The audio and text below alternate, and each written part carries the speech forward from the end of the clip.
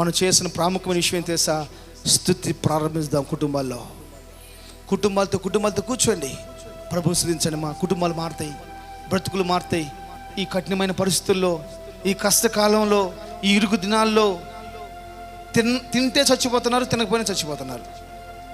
అర్థం కదా మా? తింటే ప్రతి దానిలో ఇదే కదమ్మా, ప్రతి దానిలో.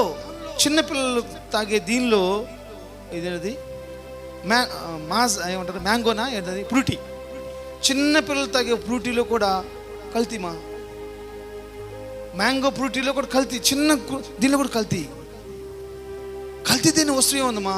కూల్ డ్రింక్ కల్తీ, కొబ్బరి నూనె కల్తీ, సరుపు కల్తీ, సబ్బు కల్తీ, బియ్యం కల్తీ, గోధుమ పిండి కల్తీ, బొరోటా చేస్తారే మైదా పిండి కల్తీ, కందిపప్పు కల్తీ.